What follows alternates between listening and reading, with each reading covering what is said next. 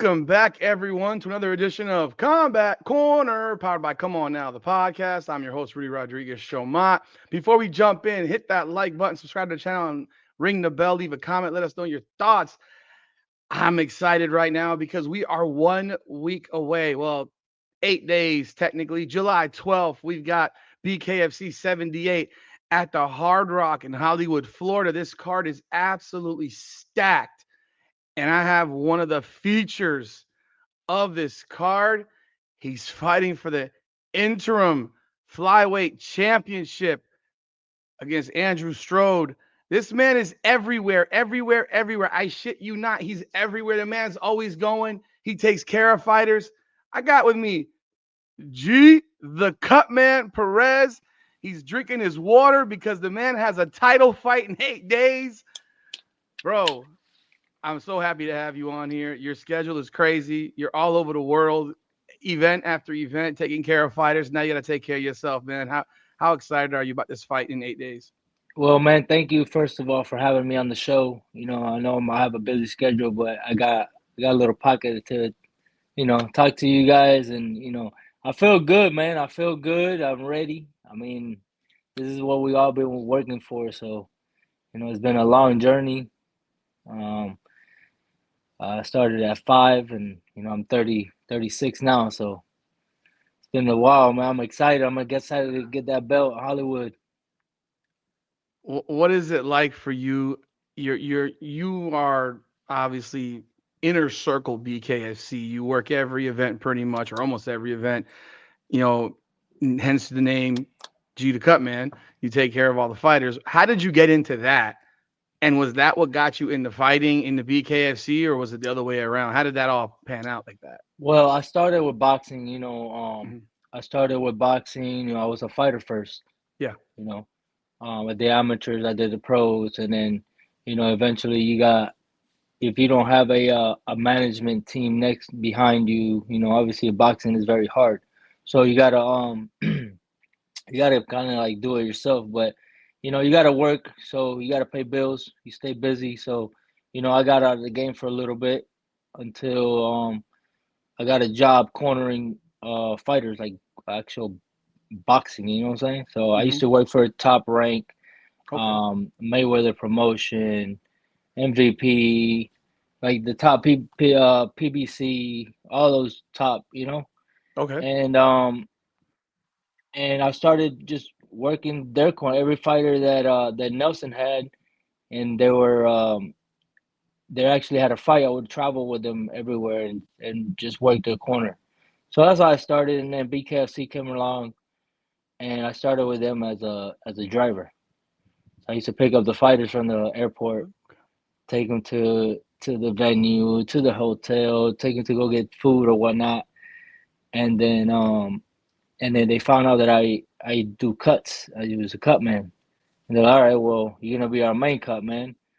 So I just started doing that, and it just, man, I'm a man with many hats in that organization, man. I do everything from wrapping hands, from building the ring to making sure like fighter relation, putting all the stats on the computer for the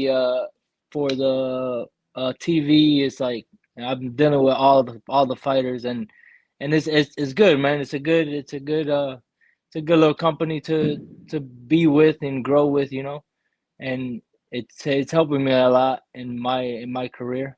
Hmm. Have you ever been the cut man for your opponent next week, Andrew Strode? Yeah, actually, I've been his cutman for all of his fights.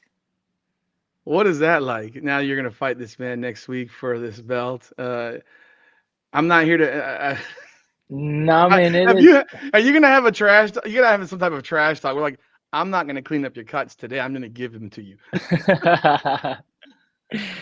I mean, me and Stro go back, man. I mean, we haven't like actually like fought each other or anything in the at amateurs or nothing. But Mhm. since he's from another state, I'm from Florida. He's from Denver, but he's cool, man. We met one time. I worked his corner, and I remember him coming up to me. He's like, "Hey, man, you're one of my favorite fighters." And I was like, "That's what's up, man. Thank you." We just kicked it off, and ever since, like, we've been cool ever since. And I've held his little daughter. Me Yeah. and my fiance, we were at his last fight, and we were just talking, and it was. Ain't no bad animosity. Mhm. It's just business, bro. It just the fighting game comes, all the friend shit goes to the side, and it's one thing, bro. It's me and you towing that line. At the end of the day, I'm gonna shake your hand. You're gonna shake my hand if God is willing, and we just don't have a drink after, man. It's just business. No, that's how it should always be. Absolutely. Um, Anything you've seen from cornering him, in fact, that you remember, and obviously watching whatever film you've seen on him, but anything that you've seen that you say, okay, I see some holes here and there that I can go after, and such like stuff like that, specifically because you've been in his corner and even heard his coaches talking to him potentially, because I'm sure you hear everything. You're right in the middle of it. I mean, I am in the middle of it. At the same time, I try to not pay attention to the coaches and stuff because I got to do my job. I Yeah. got 60 seconds to stop his Mhm. bleeding, put his swelling down, get him ready to the next round. So it's like I don't really sit there and pay attention to what the coaches are saying, but at the end of the day, a fighter's gonna do what he does, and a fighter's gonna adjust to every fighter. So by me being in the corner, it doesn't really help. I mean, a lot of people say, "Oh, it does help," and this I say it doesn't help because every fighter fights differently. They're gonna fight different. You're gonna fight differently with a different fighter, which I do as well. Like I don't fight the same with every fighter. I fight differently. I adjust to what you're bringing to the table, and we go from there. You're currently listed, just so you know, on the BKFC site as a welterweight still. Yeah, Have I you know. ever fought I at Have went. you ever fought at welterweight? I only fought at welterweight when I fought Bryce Hall. That was at 168. I was gonna ask you about that. I was gonna Yeah, ask no, you I'm because not. that's your only But loss. Like you went up 40 pounds to fight somebody. yeah, it was crazy. But hey, well, we did it. I mean, I got hurt over it. It's stupid because there's weight divisions for a reason. But it is what it is. I like to fight. I don't care how big you are. So they didn't move you back down to flyweight because yeah, that welterweight. How Yeah, I did mean, you I'm how did still. I listen. I'm the only fighter that's 5-0 with 5 KOs Mhm, in the 125 division that haven't got split open, never been cut. So mhm. let's knock on wood. Let's keep it that way, and come July 12, hopefully we end up that way too. Being that you fought at welterweight, how much did you weigh when you fought Bryce Hall? I was one. I was 164. The day of the fight. I How mean, did I'm you sorry. feel? I was 164 the day of weigh-in. I was around like 153 the day of the fight. You I lost felt. a, I felt. you lost 11 pounds. In my sleep, I lost 11 pounds. That's crazy. So And you I drank know. you were drinking a I lot of water and eating Yeah, I was drinking a everything, lot of water, eating and everything. it Like all I came was. off. It all came off, and I was all right. Well, I mean, I feel better this way. Your body knows when you're at your weight and when you're overweight. It'll go straight down to wherever. Did you feel like shit in that fight, being 164 pounds at the weigh-in? Because I I mean, because you don't walk around anywhere near that. No, man. Like, listen, when I got in there, I felt very heavy. Like Mhm. I've never felt heavy. Like my feet were heavy, my arms were heavy. I'm like, man, what the heck is wrong? It was like, And and not just that, like the elevation itself was crazy. wow, that must have been because I was Albuquerque. So what? They're 10,000, 11,000 feet Yeah, above that on that top of was that. that was crazy. So you're technically fat, maybe even out of shape now because you had to get fat. Because if you're running a lot, you're not gonna put on that type of No. weight. So what I was doing, I was just eating seven, Mhm. seven, 6 times a day. Hitting the weights and just because I know how to box. I Yeah, don't need to learn how to box. I just needed my yeah, cardio yeah. and just to gain weight. How much fun is it fighting in Hollywood? Because you fought here a few times. This Uh, is where you're all my fighting next week. fights, all my fights been in Hollywood. The only fight that I had out was Albuquerque. Mhm. I love it here, man. The people, the crowd, the fans, like the even the event gets crazy. Like all the fights are amazing. Like it sells out even before even the tickets come out. You know what I'm saying? Like, so everybody's Nice. ready to come to the Hard Rock and watch fights. You came over for, I mean, we talked briefly, after one of the fights, where you told me you came from Cuba. When did you come from Cuba? How did you get here? How did it all come to be? Because I know at one point you mentioned to me you lived on the lake or in Pahokee area or something like that, Yep, Belgrade. I still do. Okay, you live in Pahokee? Yep. So when I was 5 years old, this is back in we were talking 1994. Yeah, yeah. My dad owned a I had two houses, one in the city and one in the beach side. Hmm. So he got the house in the beach side, and he took all the walls from inside of it, and Hmm. he decided he wanted to build a boat. And he built the boat. The day came that we were ready to leave. It was night. It was nighttime. Early morning, maybe 3, 4 in the morning. He decided to bring down the wall and take the boat out the house, and on we go. It was 13, 14 of us, if I remember, including like four to five kids. So, it was a long journey. It was about a week and 3 days in the ocean, no food, no water. We're just drifting into the Gulf of Mexico. Um, Gosh. and you saw things that you never see in a kid should never see. You know what I'm saying?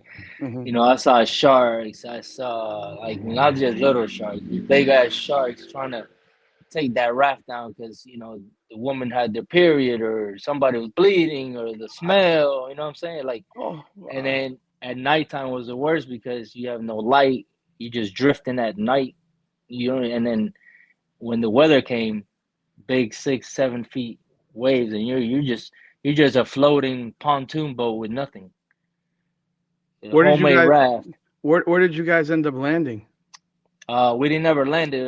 U.S. Coast Guard got us 10 miles off the coast of the coast. We're drifting into the Gulf of Mexico off the coast of Key West, 10 miles out. Okay. So once they got us, they took us back to Guantanamo Bay, which was a military base back in the day. Yeah. And once everybody left Cuba, they didn't want them back, so they would place them there. So we were there for like about a month and a couple of days. They detected that my appendix was gonna bust. I needed emergency surgery. Okay.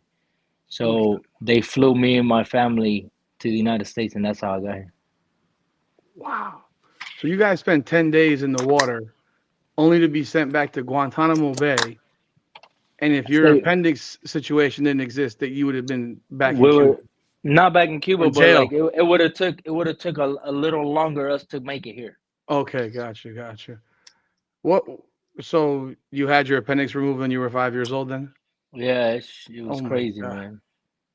When And you not when just you that, like when the Coast Guard got us, they told me straight up I only had 24 hours to live. Like I would sit there and play with like I was so dehydrated, my Oh skin my would god. stay up there, and I would just play with it. Oh my god. Like Yeah, I know it's you're 36 years old now, right? yes, When sir. you look back at that and you think about what you went through and you see kids in this country, you know, and the complaining that kids do or young people do in this country, does that anger you because of what you went through, your family went through? Because I don't think a lot of people really understand. True, they think they do. They don't have any idea. My father was born in Cuba. My father came here when he was 16 in 1961, and they don't truly understand what it is to be in Cuba right now. Does it irritate you when people like? Have you ever heard people like praise Castro? I've heard people do that shit, and I mean, it is what it is, bro. At the end of the day, everybody got their own opinion. I know what I went through, Mhm. and I wouldn't ever wish that upon nobody. I mean, if it's for the best, why not? You know what I'm saying? Like, it's a chance that you're taking, you're risking your life. I never know I was gonna make it here. I never know I was gonna be standing here talking to you. You know what I'm saying? Like, Yeah. so it's a risk that you take to better your life, and no, I don't get mad at other people. That's what humbled me. Mhm. That's what humbled me, the struggles and everything that we've been through, and you just can't judge anybody, bro. You just gotta be you, and don't be judgmental. Just be yourself, and appreciate and be grateful for everything that you have. You guys went to straight to Pahokee from when you landed from here. When did So you? when we got here, my uncle lived in Belgrade, which is Okay. 13 Yeah. minutes away from Pahokee, Mm-hmm. and we made it here. He had a house here, and that's how we made it here. Um, 2 years in, my father gets into a car accident, and he's driving a semi truck, and the guy passes away. You know, it was early in the morning. My dad was loaded with a big load of rocks, boulders, and the brakes went out on the truck. He tried to hit the brakes, and the brakes just gave out. So the guy passed away. They gave him a manslaughter charge. They gave him about 10 years. So now, Your you know, father got he's 10 years for a car accident.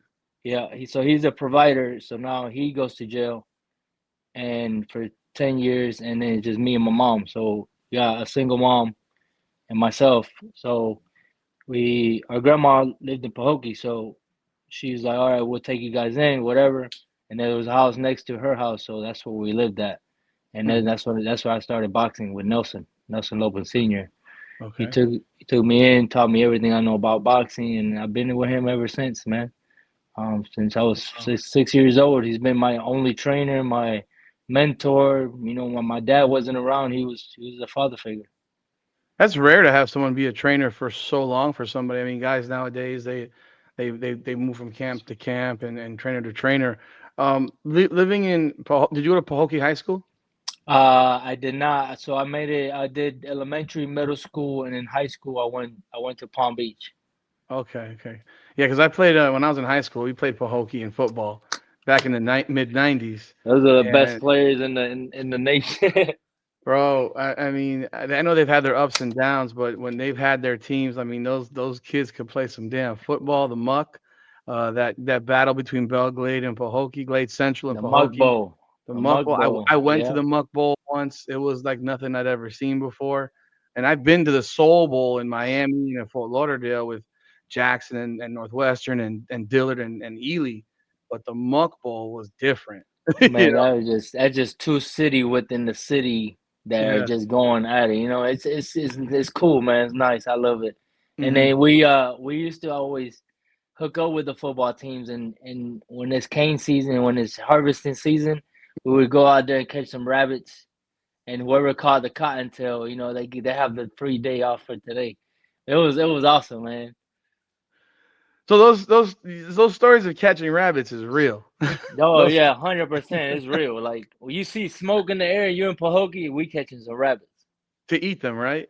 Well, they actually yeah they eat them and sell them and stuff, whatever they do. Yeah. But I Yeah. just liked it because it was cool, you know. Like all right, you can catch anything on four legs. I'm definitely gonna catch anything on two. When you look at when you ever see the movie Rocky? Where Yeah, he's chasing the chicken or whatever it is around the yard. When you have to, and I've seen other like so you're catching. I mean that obviously quickness to catch a rabbit. There's quickness there. You got to be quick with it. Do you think that has? and you're not just on flat surface. You're on the Yeah, muck. You're yeah. on holes and everything. You're going through cane. You're jumping inside the cane. You're doing everything possible to catch that rabbit.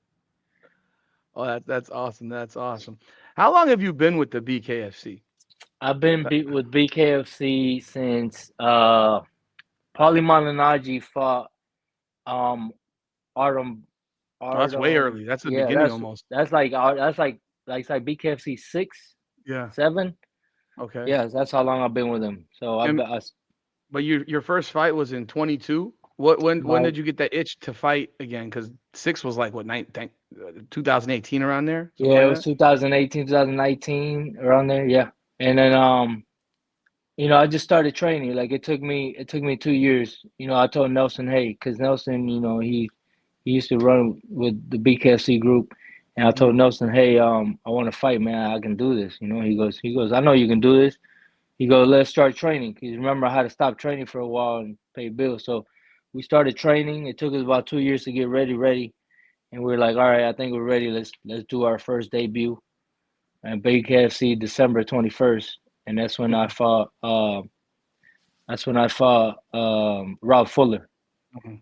That was my Okay. first fight BKFC, and then ever since then, I was like, hey, I'm gonna work for you guys, but I'm definitely fighting for you guys. So That's Don't awesome. That's count. Don't count me out. I want to fight every 3-4 months if I can. and you. I mean, in your position, you had the opportunity to go all over the world. I mean, you've cornered in. Did you? Were you in Dubai, Yes, I was. I was in Dubai. I was in Spain, Italy, Italy, Spain. Spain? Yeah. So These so since experiences. I'm the head Cutman, they some commissions they don't know exactly all the rules and stuff. So I've Yeah, been there since day one. I've made so they use my hand wrap. as the That's rules. my as the rule. So my hand is called G's hand wrap. So the ABC commission actually has the hand wrap. It's official beak bare knuckle hand wrap. It's called G's hand wrap or G's. Yeah, basically what it is. G's It's hand your- wrap. yeah, yeah. So That's they great. That's named awesome. they actually named it after me, and it's pretty cool. And yeah, man, it's been a great journey that I'm just happy and grateful that I'm here, and then I'm from being on a raft, 5 years old, have 24 hours to live to fighting to for the world title now. It's amazing, man. It's a dream come true. It's unbelievable. It's a story that people need to hear because that's the type of thing that humanizes everybody. And like the what you went through just to get to this country is remarkable. And as a 5-year-old, I can only imagine. Like what are we doing? We're in a raft in the middle of the ocean. Like what Hmm. that's just wild to me. Not knowing like what anything can happen. Like I Yeah, don't know what can happen in the next 20 minutes. You know what I'm you have saying? no Like idea. It's insane. Not like you have a it's not like you have a compass telling you which way you're going, or you're just letting the current take you, right? Pretty much. yeah, at that point, yeah, because you couldn't really do much. Yeah. We had a motor, but we had no gas. All the gas was done. We had no Mhm. food, no water. Jeez Louise. Let me ask you. You are the power couple of the BKFC. You and your fiance. She's the top ring girl. How did Yes, you we meet? are. Did y'all meet in the BKFC or did you So meet I separate of that? actually, I we actually met, man. It's crazy, cause we've known each other for quite a bit now. I was over 6 years at least. Mm-hmm. Um, we met at Pro Box. Pro Box is boxing. I used to work for Pro Box. Mm-hmm. Well, I used to work for White Sands, which is a treatment center, Okay. and in there, I used to be a coach coaching the patients. Okay. And then we started an organization called KO Addictions. Okay. KO Addiction was we were going to start doing pro fights, and when the COVID was there, we actually did a bare knuckle fights there. Mm-hmm. That was the first, I think, first bare knuckle fights we did in Tampa. Okay. But then we did like two of them underneath a boxing promotion, and uh, and that's how we met. I mean, she used to work for Pro Box as a ring girl, and that's how we met. And then we became good friends, and then one it was one day they would say, hey, we known each other for a long time, and let's make this happen. When you took your shot. You shooting your shot right there. I really didn't want to take my shot because I was a little shy and like nervous, so I didn't want to break the friendship. Yeah. So it is what it is. I mean, I was like, hey, you know what? At the end of the day, we live once. We should, Uh-huh. we it just happened. It was kind of like meant to happen, basically. So you do you have a wedding date planned or anything like that? We do. It just we don't want to like disclose it to nobody yet. We just like to keep everything to ourselves and No, but you have to the obviously your schedule is hectic as hell, so you have to That's plan another thing too. around We the have to plan the BKFC schedule. schedule. Yeah, yeah, Yeah. 100%. Because you both But have that schedule. It's not like only one of you. You both have that schedule where you're city to city every pretty. How, you're city to city almost every weekend. How does it feel when you get that like 3 week break? I it get a feels weekend to amazing. myself. Yeah, it feels amazing because we get to do things around the house. We do, errands. She gets to do her stuff, go see her family. I go see mine, and we do our, you know, Hmm. just No, because I can only imagine that the travel schedule it's is fun. heavy.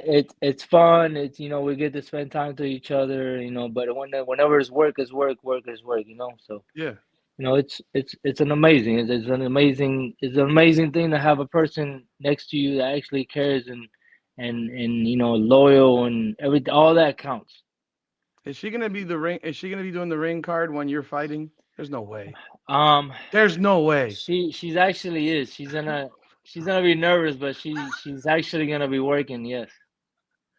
That's gonna be tough. That's that has to be tough when you're the significant other of the guy fighting, and I gotta walk around like this. You better win, otherwise I'm gonna have a real problem here. Oh my God. Yeah. Did she do the ring card when you had the fight with Bryce Hall? Yeah, she actually did. She was there for the Bryce Hall fight. She was there for yeah. She's worked every single one of them. What was that one like? Obviously, because that one didn't go well. Man, that one was. I mean, nobody expected it to go that way. You know what I'm saying? It was just a freak accident that it should never happen. But hey, Mhm. you learn weight Mhm. classes for a reason. Yeah, yeah. You're coming in now. You're a week. We're a week out. This is the dream that you envisioned. You're going fighting for a championship. You're fighting in. I mean, to me, Hard Rock is like the home of BKFC. I know Feldman now wants to be Philly. I know that's where it's located, but we've seen the cards in Hollywood at the Hollywood Hard Rock, and you've been everywhere. What is that environment like in comparison to other locations? Because when you walk in, you're walking from a casino that's a party in itself. You're in a party hotel. Everything there's a party. You walk in, you have this awesome venue. You walk out, you're in a party again. It's different than when you're in an arena and you gotta travel to places to like I already saw where the post fight party is for your fight. It's in the Hard Rock. Yeah. You don't got to go anywhere. So I No. mean, what is that experience like comparable to the other places that you've been to for fights? I mean, everywhere is different. Hmm. I personally like the Hard Rock because it's hometown. Yeah. Everything's around. Not just that, like you get different crowds. You get the Spanish community, you get Hmm. the Indian community, you get the every nationality in Miami is coming to the fight. Hmm. I don't Yeah. care where you're from. They see fight and they're coming. Yeah. You know what I'm saying? And then the food. The food is you can't beat the food, man. The food is arroz con gris or bistec. Like yo, you can't. Listen, I gotta stay away from Miami when I'm in fight camp. Yeah. And I now they got understand. these Cuban pizza, la pizza cubana, bro. You What? can't I've make not even heard what? of. There's a Cuban Oh my pizza. God, dude, you Where do you gotta get try that? it. Where do you get It's that? over. It says it's in Miami somewhere. They got it. It's called a palenque. What's on It's it? it's just a homemade round personal pizza, but Yeah. the bread itself and the sauce is like it's different. You gotta try Shit. it. I I promise gotta you. go. I gotta go do that now. Shit. I was born and raised in Miami, so I mean, I gotta go find this Cuban pizza now. Oh, Cuban pizza, oh, bro. okay. We got one near me here, I live in Pompano Beach, so there's one in Pompano actually. You gotta get it either off the food trucks or off the like somewhere that's really like authentic Cubanized. Yeah, this one says Cuban Cubanita Cafe. This is on. I'm going there. I'll try it there first, and then I'll move it on up to You Miami. gotta try it extra crispy. Extra crispy. Okay. Yeah. Yeah, that would mess up a camp for your weight for sure. That Oh would my cause some God. pounds. And that's Listen, that's I ate the other day. I was like, you know what? I'm good on weight. uh-huh. I ate like 12, 13 mangoes. Dude, the next day I woke up, I'm like, yo, I ain't know mango could do this to me. I How much was weight did you gain weight off of those mangoes? I got like 12 pounds, man. What? All that sugar. I was like, I can't do this no more. My wife loves mangoes. My wife loves mangoes, and And she I don't eats gotta the. go no. I just gotta go to the backyard and go pick them. You know what I'm saying? So it's like I got avocado, mango, ciruela, mamey, everything you can think of, bro. So Every fruit. what do you do with the mango when you're in camp now? You can't eat. You have to, like save it. What do I you do? chop them up, I freeze them, and then do smoothies with them. Okay, okay. That's you gained 12 pounds from. I need to Man, tell. I need to tell my wife don't be eating mangoes, man. If you want to lose weight, because I that mean, does not work. it's just the sugar, man. And Yeah, yeah, it's fruit, but that yeah, sugar gets you. yeah, yeah, yeah. So what does the week look like for you? I mean, you're going into fight week. Did they bring you guys down to the Hard Rock like early in the week to get ready, or how does that work for you guys? Because So since you're not local, because that's still like an hour or so away, yeah, hour and change away. How does that work for you coming in for this fight? I mean, I will come in. They normally have us come in, Wednesday for like pictures. Hmm. I'm sorry, Thursday for pictures, and you check in at least a day before. So Hmm. Wednesday for pictures, check in Thursday or something. I know they have some kind of press conference Yeah, a couple of days yeah, before. I think it's on the 10th, yeah, if I'm not mistaken. yeah. I don't know if we're gonna be there, but I know all the champions are gonna be there. So it's hopefully John Dawson gonna be there. I think he's gonna be there, so he can probably see the fight as well. So that's gonna be awesome. Yeah, it says that it's a champion summit. Conor McGregor's got some big announcement. It's at 7 o'clock on Thursday night, and it says every champion. And John Dotson is on the picture for being there as well. Yeah. Um, where has he been? Why has he not fought? Do you I know? think he's fought for Rising like twice after Okay, he got his championship belt. gotcha. I'm not sure what he's doing. That's just him and the company. I really don't know. Mm-hmm. I just know that I got the opportunity. I'm gonna make sure that that belt comes home to me, and if if after that, then if Dotson wanna, run it, I don't know what he's doing. I Yeah, really yeah. don't know what he's doing. Like, I just gotta know that I gotta get this belt and win it, and I'll be good. Hmm. Mission complete. You've seen the experience. You've seen the BKFC pre Conor McGregor. Now you've seen the BKFC post Conor McGregor. What is the energy like that Conor McGregor brings to this organization and these events? Man, this guy comes through the door, the whole crowd goes nuts. Hmm. It's like it's good for the sport. What a great person to talk. You know what I'm saying? He represented the sports very well. Hmm. Um, It's just the crowd go crazy. They love him, man. Especially when he goes crazy and on ringside yelling because of wow, what a knockout! He's got his phones out. He's recording. He's just going madness. He's his reactions. The guy is like always on like on levels of 1 to 10. He's always 10. I think he's better to A be. I think he's better to be a, promoter. a, a promoter than being a fighter. I promise you.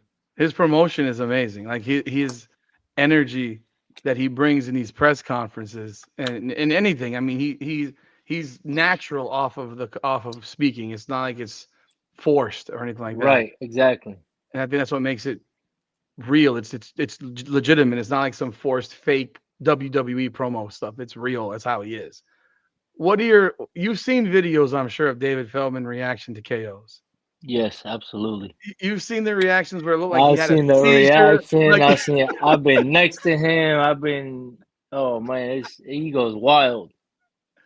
when you see these recordings, it looks like he's having a seizure in some of them. Some of them, like oh oh, like how do you feel working for a guy like that? A guy that gave up like literally he was gonna put his last nickel into this thing, from what I've heard in interviews. He put his last nickel. Was like, this is it. I'm not gonna have anything left if this doesn't work. What is it like working for a guy like that and the passion that he brings to the BKFC? He put everything in the pot and said he ran with it. Said this is gonna work, and whoever's next to me is gonna make it. It feels good, man. He gave me a lot of opportunities, and still giving me a lot of opportunities to this day to fulfill one of my dreams. I can say, you Hmm. know, to become world champion. I think as everybody's fighter's dream to become world champion, but it's more than that, man. It's just he's a good dude. He's a good dude. He uh he means well. Um, I love working for the company. He's very honest to me, so I'm honest to him. So it's just like at the end of the day, we got beef. Yo, hey, what's up, man? We talk about it. You know what I'm saying? Yeah, Nothing crazy. Like, and plus, me and him never had beef ever. So yeah. it's never gonna happen. I just love working. I love working for the organization. I love what I do. I love helping out. Like that's just the person I am, man. I like to help. I like to show my talent to the next person that's behind me. It's like, Hmm. what am I gonna do? Take it with me and not show Yeah. nobody? You know what I'm saying? Like, 'cause at the end of the day, when you leave this world, you leave behind for what you treat people. You know what I'm saying? Like, Yeah. not from what you have, not from what you gain. It's what you leave behind to say, hey, I remember that G showed me this. I Mm-hmm. remember when, you're not supposed to be doing this thing because it's bad, man. You know what I'm saying? So Mm-hmm. it just be humble, man. Just gotta be humble, man. Just don't be judgmental. And I love working for that company. Straight up. Awesome, awesome, man. G, I appreciate you today, man. I know you have a really busy schedule. I do have one final thing. After the fight next week, do you get some time off? You get some time off because I know there's a 1 week off thing because they were supposed to go to Australia that got Mm. canceled. And I'm sure you would have been on that plane to Australia more than likely. Um, but then there's Philly, I think the week after that. Do you get a couple of weeks off, or if you're toting your strap, you want to like a little time to like walk around with your strap and stuff like that and do the Conor McGregor walk or what have you. Listen, the strap don't pay bills, so I gotta Yeah. go work. I gotta go work and pay some bills. That strap is pretty and everything, but that strap ain't gonna make me money while just sitting there. You know what I'm saying? Yeah. You So have you still have tickets left though that you're yeah, selling? 'Cause I know you guys sell I tickets. mean, I sold all my tickets, but I had to get more. So yeah, Hmm. I still have tickets. Whoever Okay. needs tickets, I just will. let me I know. I will link G's Instagram in the description. If you need tickets, reach out to him. But I'm sure there's only a couple more days before, and after that, you turn that shit off because it's fight week.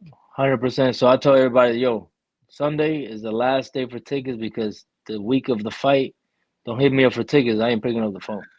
I feel you. I feel you, man. Which I still do.